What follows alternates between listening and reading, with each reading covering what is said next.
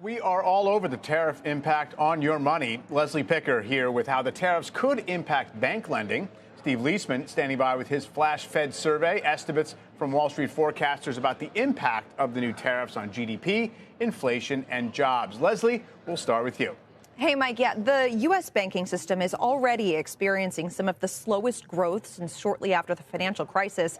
Tariffs, well, they could make it worse. We have some relatively recent empirical research to lean on here. The New York Fed recently looked at the 2018-2019 trade war to study its effect on credit extension. And the researchers found that the increased uncertainty around trade policy caused banks to pull back on lending and tighten their terms, particularly for the borrowers most exposed to tariffs.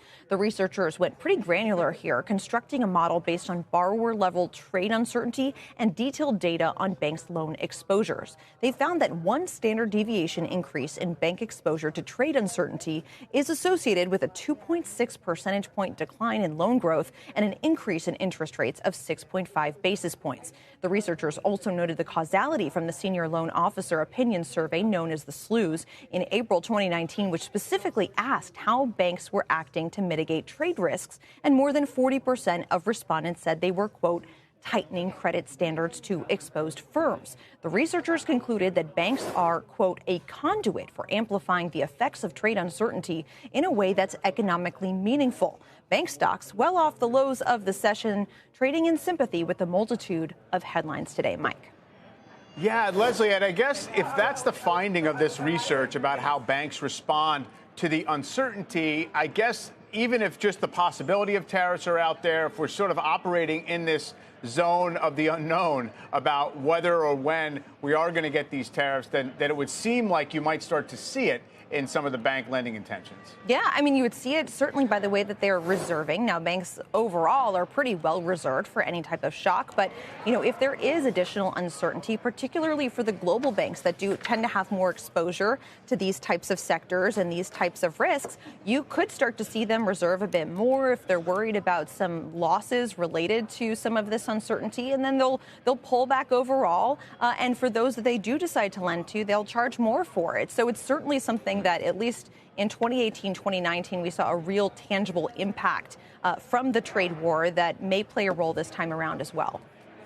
All right. Yeah, yet another factor to watch. Leslie, thanks so much. Let's get over to Steve Leisman for more on his flash Fed survey. Steve? Hey, Mike, you know what? It's hard to get economists to agree on anything. They are nearly united in believing that the tariffs on China, Mexico, and Canada would reduce U.S. growth and boost inflation. Though, of course, they disagree on how much. All but one of the forecasters in our flash CNBC Fed survey predicting lower GDP in 2025. The average is minus 0.6.